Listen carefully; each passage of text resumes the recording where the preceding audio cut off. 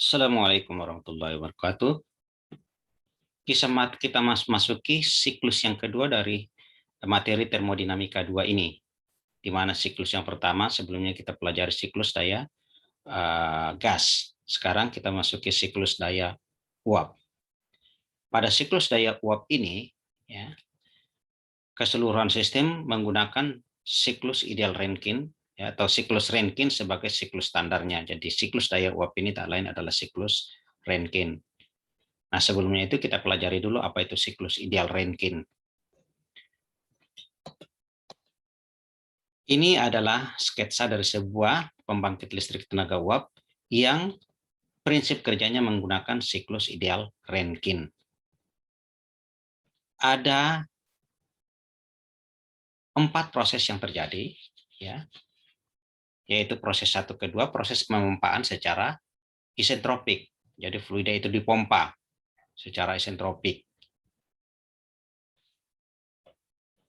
Artinya proses 1 ke 2 ini entropinya konstan dan kita asumsi adiabatis Q-nya sama dengan 0. Ya, tidak ada kalori yang terbuang dari sini. Kemudian 2 ke 3 itu adalah pemasukan kalor pada tekanan konstan. Ya. Kalor ini bersumber bisa dari bahan bakar, ya. Bahan bakarnya terserah mau kayu, mau batu bara, mau minyak bumi. Bisa menggunakan bahan bakar nuklir atau menggunakan sumber panas geotermal maupun matahari. Kemudian 3-4 adalah proses ekspansi isentropik, ya. Jadi ekspansi di dalam turbin. Jadi uap yang dihasilkan di ketel tadi itu karena berekspansi dalam turbin. Kemudian uap itu setelah keluar dari turbin didinginkan di kondensor, kemudian dipompa lagi ke dalam ketel. Jadi apa sih sebenarnya yang terjadi di sini? Jadi ketika fluida itu sudah dipompa, di sini tekanannya naik, kemudian di sini dipanaskan, air yang dipanaskan di sini sampai mendidih, kemudian uap itu akan diekspansikan ke turbin, kemudian memutus sudut-sudut turbin, turbin berputar, kemudian dikoppel dengan poros menuju ke generator, kemudian generator akan menghasilkan listrik. Selanjutnya supaya uap ini bisa dipompa kembali, maka yang bentuk uap tadi ini harus dicairkan dulu, sebab pompa tidak bisa memompa gas, atau udara. Jadi dia hanya akan bisa kalau bentuknya cair, ya. Maka harus dicairkan dulu dengan cara dikontakkan dengan fluida dingin atau air pendingin dari luar. Ya, tentu saja air pendinginnya masuk, keluarnya menjadi lebih hangat. Kemudian setelah menjadi cair, kemudian dipompakan lagi ke dalam sini. Nah, terus bagaimana dengan analisis kalor dari masing-masing proses ini? Ya, kalau kita lihat proses secara keseluruhan, ini adalah sistem tertutup. Artinya fluida kerja setelah keluar dari turbin, itu akan kembali lagi masuk ke dalam pompa, dan seterusnya. Ya. Tetapi ketika menganalisis per bagian, ya, saya ulangi, ketika menganalisis per bagian, maka masing-masing bagian ini yang terjadi adalah perpindahan panas, adalah sistemnya adalah sistem terbuka. Jadi kita menggunakan rumus perpindahan panas, hukum termodinamika 1 itu Q min W, ya, karena terbuka kita pakai, ya, delta H tambah delta energi kinetik tambah delta energi potensial, ya. Nah, untuk sementara, ya, pada turbin ini dalam sistem siklus ideal Rankine ini perubahan energi kinetik dan energi potensial dari sistem itu diabaikan, sehingga yang terjadi hanya Q min W sama dengan delta H. Nah, kita masuk ke proses 1-2. Proses 1-2 proses pemompaan. Ya, yang terjadi di pompa, ya. Pompa, jadi proses 1 ke 2.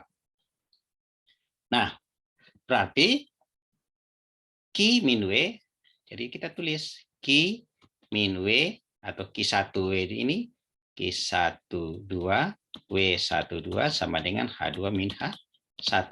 Tapi karena ini adiabatis, maka Q-nya sama dengan 0, maka tinggal min W12. Atau kita tulis W12 sama dengan H1 min H2. Kita lihat pada diagram TS, ya, T1 itu lebih besar, T2 itu lebih besar daripada T1. Otomatis H2 lebih besar daripada H1. Nah, kalau saya katakan W12, ini kan berarti nilainya negatif. Betul saja, proses 1,2 kerjanya adalah negatif. Tetapi ingat kenapa negatif? Karena kerja ini dibutuhkan oleh pompa. Jadi kalau kita mau tulis W pompa, jadi kita harus tulis, kita ambil yang nilai absolutnya. Jadi W pompa itu sama dengan H2 min H1. Kalau kita tulis W pompa, ingat ini W pompa. Tapi kalau proses 1,2, maka kerja yang terjadi pada 1,2 nilainya negatif, yaitu H1 min H2. Tapi kalau pompa, otomatis pompa membutuhkan kerja, artinya kerjanya negatif karena masuk ke dalam sistem. Nah, proses 1,2.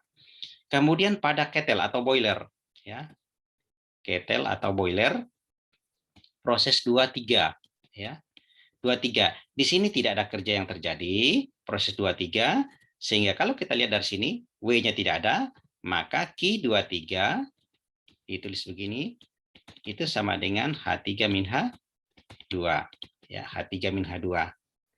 Kemudian, ya, T3 lebih besar daripada T2, maka Q23 nilainya positif. Ini setara, kalau kita lihat di sini gambar ini adalah Q in. Jadi Q in itu sama dengan H3 min H2. Kemudian diketel, habis diketel di turbin, ya. Turbin, ya, kita lihat. Di turbin di sini, ya, prosesnya dari 3 ke 4 sama dengan ini. Turbinnya tadi proses isentropik adiabatis, Q-nya berarti sama dengan 0, berarti Q34 sama dengan 0, berarti saya tulis di sini min W34 sama dengan H4 min H3, atau W34 sama dengan H3 min H4. Kita lihat titik 3 lebih besar daripada titik 4. Artinya otomatis, ya, H3 lebih besar daripada H4. Maka kerja 3 ke 4 itu nilainya positif. Memang turbin itu menghasilkan kerja. Makanya W34 itu kerja positif. Jadi bisa ditulis bahwa W turbin itu sama dengan H3 min H4. Dan yang terakhir adalah di kondensor. Ini kondensor. Ini adalah, ya, tidak ada kerja yang terjadi di sini, ya. Jadi W sama dengan 0, maka Q, ya, Q41 kondensor, Q41, ya, itu sama dengan H1 min H4. Jadi kita lihat di sini bahwa, ya, dari proses 41, ya, proses 41, kita lihat di sini bahwa P, ya, saya ulangi, titik 4 lebih posisi di sebelah kanan daripada titik 1. Artinya entalpi di titik 4 lebih besar daripada di titik 1. Nah, Q31 ini nilainya negatif. Ya, karena terjadi pembuangan kalor. Kalor yang keluar dari sistem itu nilainya negatif.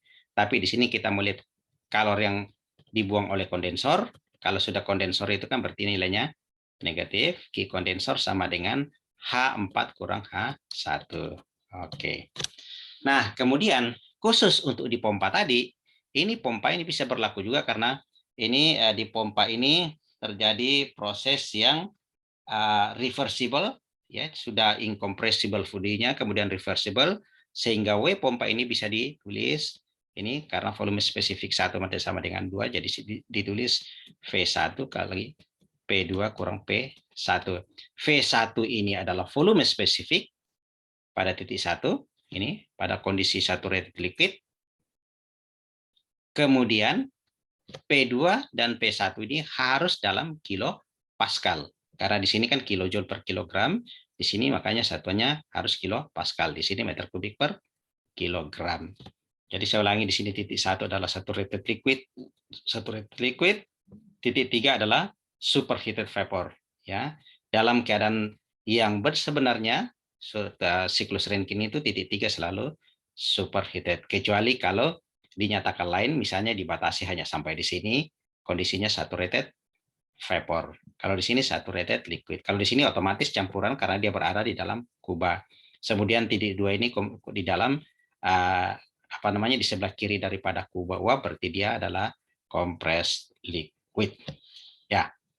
Nah, analisis komponen kita sudah selesai. Nah, bagaimana kalau kita mau mencari kerja bersih? Jadi WNET. Jadi WNET sistem itu ya, itu bisa kita analisis, bisa menggunakan dari jumlah kalor, yaitu Q in min Q out, atau menggunakan kerja, yaitu kerja yang dihasilkan turbin dikurang kerja yang digunakan pompa, ya. Jadi W out kurang W pompa, atau kalor yang masuk di boiler dikurang kalor yang dibuang di kondenser. Lalu efisiensi thermal siklus itu sama dengan WNET dibagi dengan Q in, ya.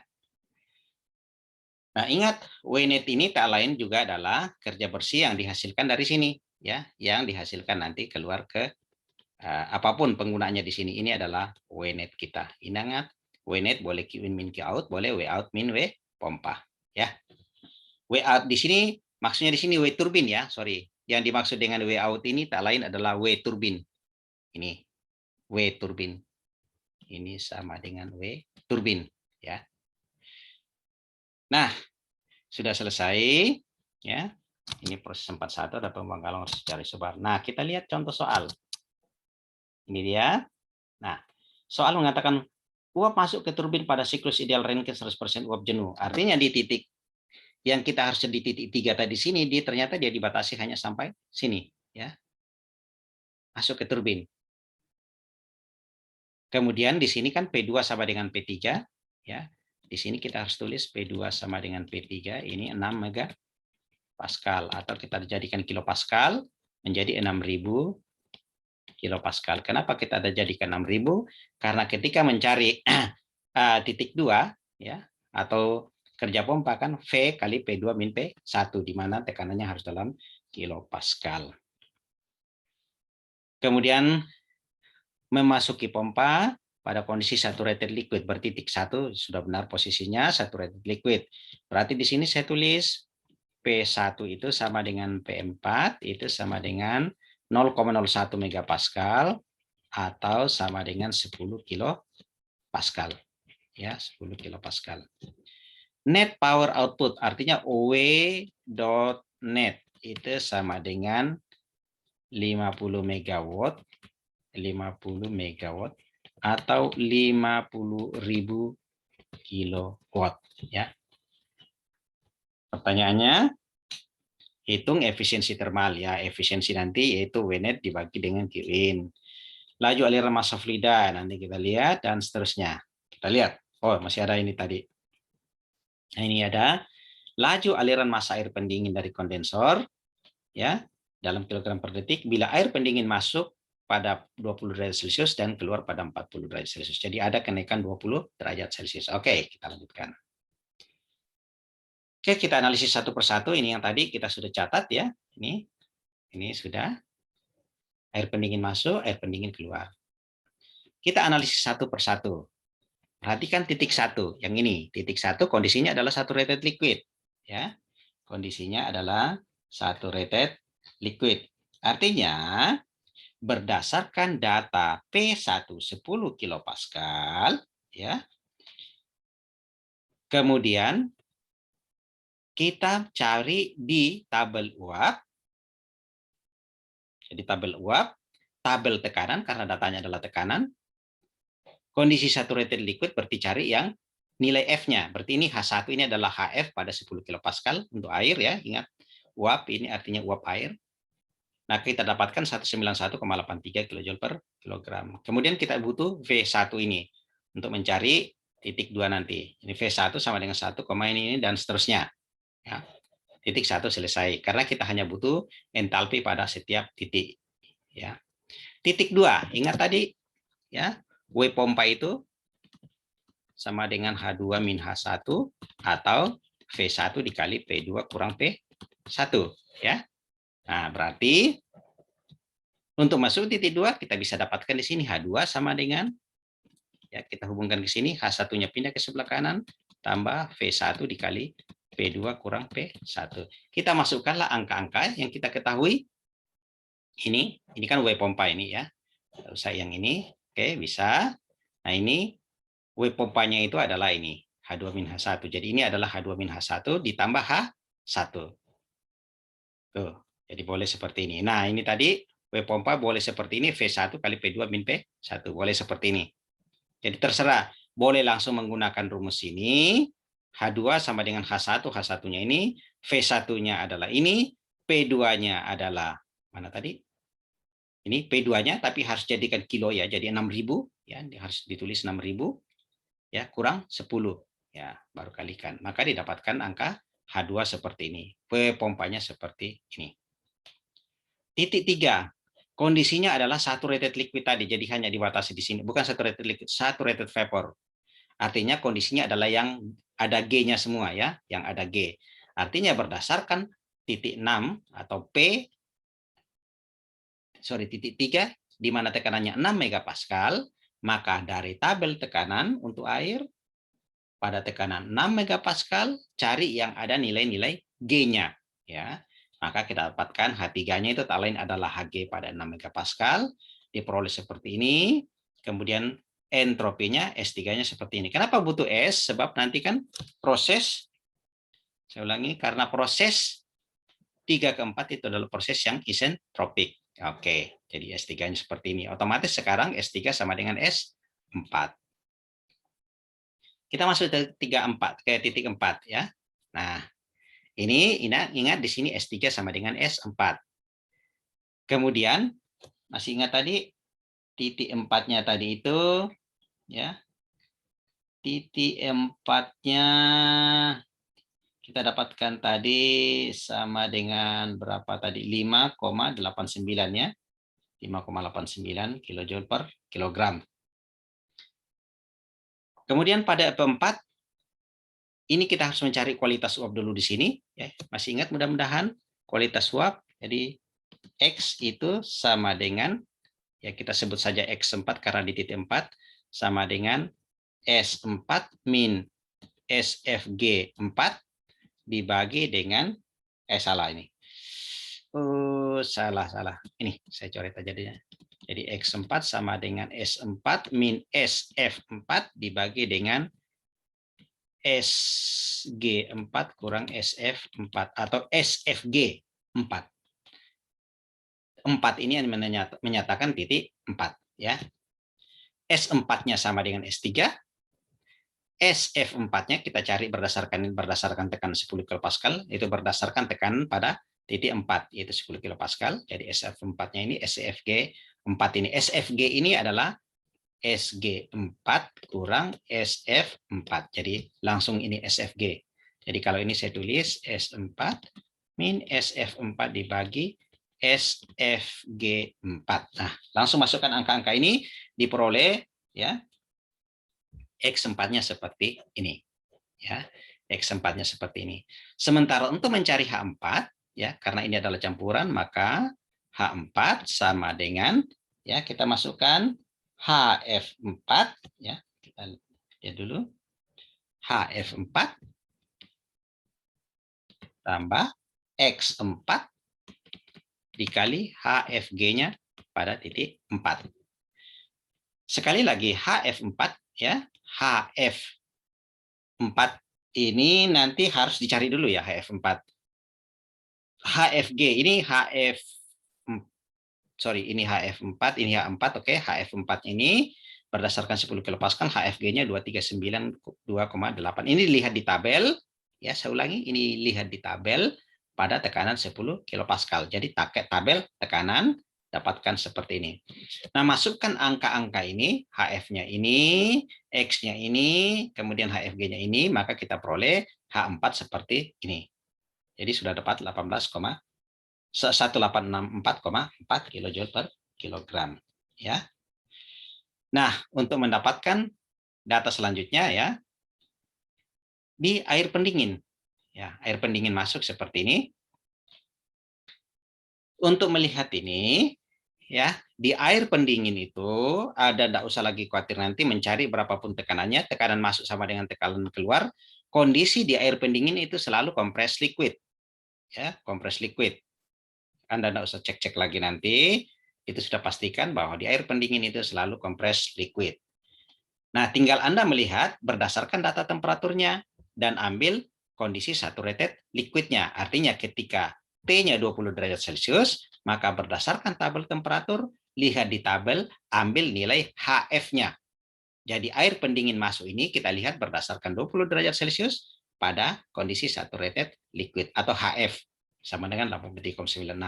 Keluarnya ini berdasarkan 40 derajat Celcius, HF-nya sama dengan 167,57 kJ per kilogram. Ini kita sudah dapatkan semua data-data entalpi pada semua titik. Sekarang kita tinggal masuk ke kerja turbin. Nah, kerja turbin, ingat tadi kerja turbin sama dengan H3 min H2. Ya. Jadi kerja turbin itu sama dengan H3 min H2. Udah, tinggal masukkan. Berapa nilai H3-nya tadi kita masukkan, H2-nya berapa kita tinggal masukkan. Ya. Jadi W turbin itu, ingat tadi, W turbin kita sama dengan H3 min H2. Sorry, bukan H3 min H2. H3 min H2 itu adalah boiler. Jadi ini W turbin itu sama dengan H3 min H4 ya. Saya mohon maaf. Oke, kemudian apalagi setelah di turbin kerja bersih W net sama dengan W turbin min W pompa. W pompa tadi kan kita sudah hitung ya. Ya tadi W pompa ada tadi yang kita hitung menggunakan V1 dikali P2 kurang P1 atau kalau mau cari menggunakan H2 kurang H1. Boleh salah satunya. W pompa sudah ada, maka W kerja bersih itu atau W net masih satuan kilojoule per kilogram itu sama dengan W turbin min W pompa. Oke. Kita dapatkan W netnya sebesar ini, satuannya kilojoule per kilogram. Calor supply Q in ya. Q in. Jadi kalau kita lihat gambar ini ya, Q in-nya ini adalah H2 kurang H1. Jadi Q in sama dengan H2 kurang H1. Q in H3 min H2. Q in H3 min H2. Mohon maaf, ini H3 min H2. Q in. Ini kan ada tulisannya Q in, ini Q out, ini W.net. Q out-nya H4 kan kurang H1. Nah, ini masukkan nilai-nilai H3 tadi, berapa, nilai H2 dimasukkan berapa, dapatkan seperti ini. Lalu efisiensi termal sama dengan W-net per Q in. W-net-nya adalah ini, Q in-nya adalah ini, jadikan persen, kita dapatkan 35,33%. Terus laju aliran massa fluida kerja. Jadi, fluida kerja di dalam sistem itu laju aliran massanya konstan. Nah, ketika kita berbicara di turbin, ya turbin ini W-net, ya atau ini W-net kan W-net-nya tadi kan diketahui W.net, ya W.net itu tak lain adalah M dot dikali W-net. W-net ini kan satuannya tadi kilojoule per detik atau kilowatt. Jadi kalau ini kilogram dikali kilojoule per kilogram, ini kilogram per detik dikali kilojoule per kilogram, hasilnya adalah kilojoule per detik. Maka kita bisa mendapatkan M dot nanti ini sama dengan W.net dibagi dengan W-net. Ini dia, ya. M dot steam maksudnya nih, ya uap ya. Jadi W.net-nya kita sudah dapatkan dari soal tadi, yaitu yang sebesar 50.000 kilowatt. Kita jadikan kilo ya. Maka kita dapatkan nanti ya laju aliran massa uapnya sebesar 54,7 kg per detik. Kemudian laju suplai Laju suplai kalor ke boiler. Oh, ini kan Q dot in. Kalau laju kan persatuan waktu ya. Ya udah Q dot in itu kan berarti kita pakai tinggal kalikan dengan M dot-nya. Itu sama dengan M dot dikali Q in. Q in-nya yang kilojoule per kilogram. Tadi kita kasih simbol M dot S ya.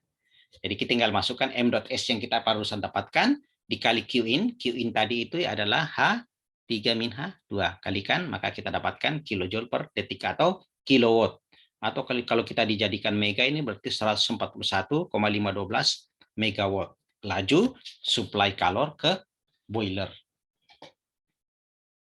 Kemudian laju aliran massa air pendingin. Nah, supaya kita bisa menganalisis air pendinginnya, ya, ini saya harus buat dulu kontrol volume di kondensor. Ini kondenser. Ini ada air dingin yang masuk. Ini air dingin masuk. Kita sebut dengan cold water in. Kemudian ada air dingin yang keluar. Kita sebut cold water out. Jadi keluarnya 40 derajat Celcius. Ini masuknya tadi 20 derajat Celcius. Dari atas sini tadi, ini yang dari turbin tadi ini dari titik 3, keluar di bawah sini adalah titik 4. Nah, seperti ini. Jadi, diasumsi ini bahwa di sini efisiensi perpindahan kalor yang terjadi itu 100%. Artinya total panas atau kalor yang dilepas oleh fluida panas di sini sama dengan total kalor yang diterima oleh air. Sehingga kita bisa mengatakan bahwa M.S steam yang dari ini tadi dikali H3 min H4 ya harus sama dengan laju air pendingin cooling water dikali yang temperatur tinggi ya. Berarti TH cold water out kurang H cold water in. Yang kita sudah hitung tadi sebelumnya berapa H pada 20 derajat Celcius, berapa H pada 40 derajat Celcius. Ini yang pada 40, ini yang pada 20 derajat Celcius. Maka dari sini kita dapatkan nilai M. cooling water ya, seperti ini. Nah, ini tadi kan Q out ini H3 min H4 itu kan ini kondensor di titik sini. Mohon maaf sekali lagi. Kondensor itu di titik 41. Jadi kondensor itu di titik 41. Jadi ini saya mohon maaf ini salah. Ini titik 4, ini titik 1 sehingga ini titik 4, ini titik 1 ya. Oke. Jadi ini Q dot out ya, Q dot out ini kali M dot cooling water, ini dia yang saya sebut tadi ini. Maka dari sini kita dapatkan M dot cooling water-nya tinggal masukkan Q dot out-nya. Q dot out apa? Ya. Jadi Q dot out-nya itu sama dengan M dot. Jadi Q dot out-nya itu sama dengan M dot steam-nya tadi dikali dengan Q out. Q out-nya berapa? Ya. Itu tak lain adalah H4 kurang H1 ya. Tinggal masukkan, maka kita dapatkan laju aliran air pendinginnya sama dengan 1094,51 kg per detik. Besar sekali ya. Oke, saya kira itu adalah contoh dari siklus ideal Rankine. Selanjutnya kita akan membahas untuk materi-materi selanjutnya untuk pertemuan berikutnya. Sekian, Assalamualaikum warahmatullahi wabarakatuh.